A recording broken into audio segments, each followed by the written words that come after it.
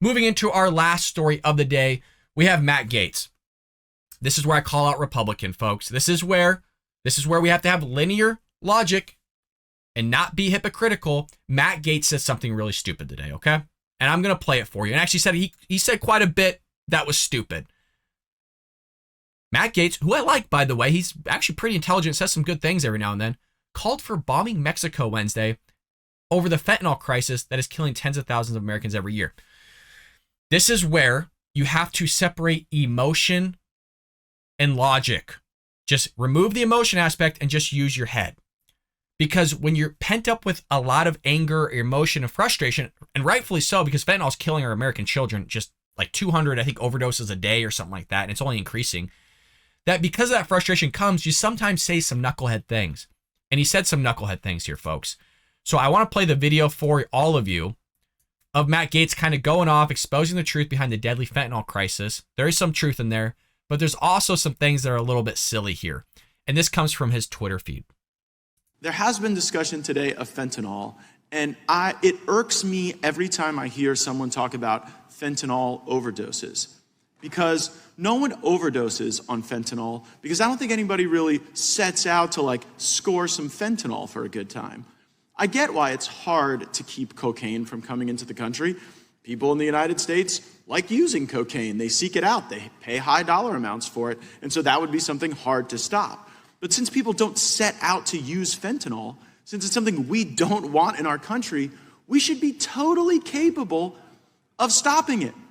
And the only reason we See, this is okay. This is where I kind of have a problem with what he's saying.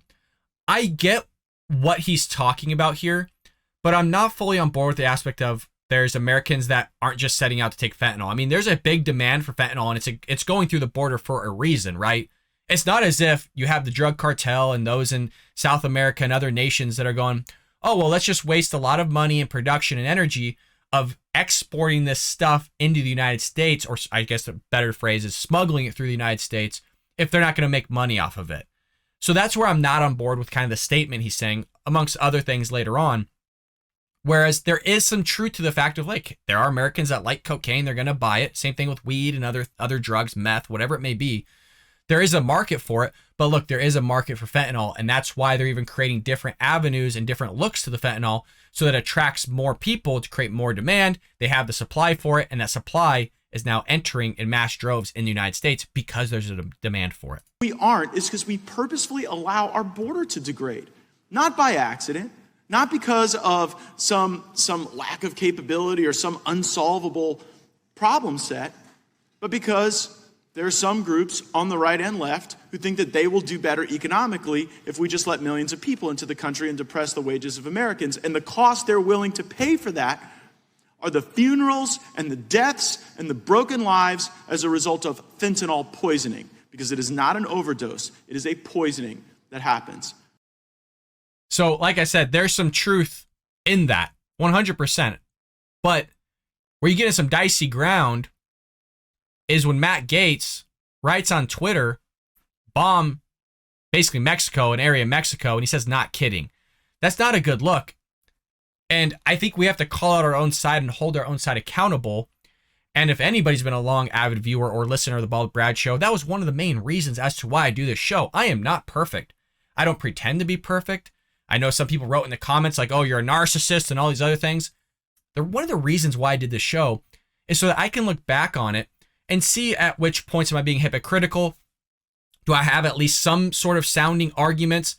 So it's a way for me to look back on myself and try to expand upon my ideas, not be hypocritical, have linear logic, and call out both sides, Democrats and Republicans. I'm an average American just like all of you are. You are true American patriots. I'm a patriot. I love this country. But we're not beholden to politicians. Just because they're Republican doesn't mean we can't bash and hold ourselves accountable as a party and say, look, maybe that's not the right thing to say. Because the left aren't doing it, you guys. The Democrats aren't calling out their own side.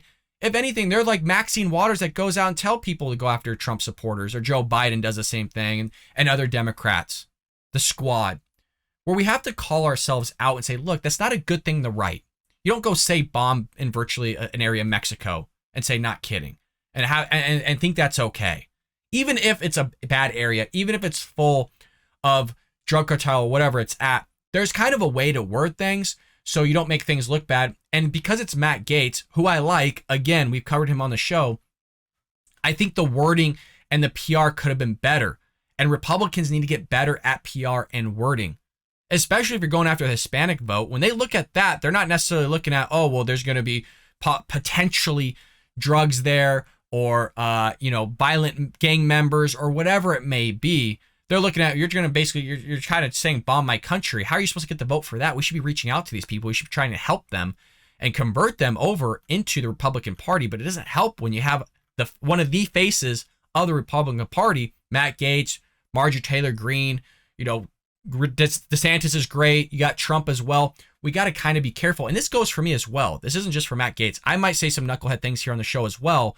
And I have to be careful in order that I don't have pent up emotion in terms of what Democrats are doing at the southern border and having that roll into me saying something stupid on the air here and then ultimately have somebody hounding me, which I hope there are people that keep me accountable. I mean, that's what I have all of you for. There's some loyal people that watch the Bald Brad Show every single day. And I think it's important that we have that community here on the show where we keep each other grounded. We keep each other accountable. And that doesn't mean it's always going to happen, but I do read your guys' comments. And I would like to think you have my back in terms of, hey, you made sense here, not fully on board with that, which you do. And I like that type of community. We're not going to agree on everything, and I don't expect us to agree on everything. But what we can agree on is the big picture stuff. And then we can zoom in later and have more discussions on those other things. But I want to know what you think about this. I want to know what you think about Matt Gaetz saying to bomb this area in Mexico that I would imagine has probably some connection to fentanyl or some connections to drugs. I didn't do much research on the area.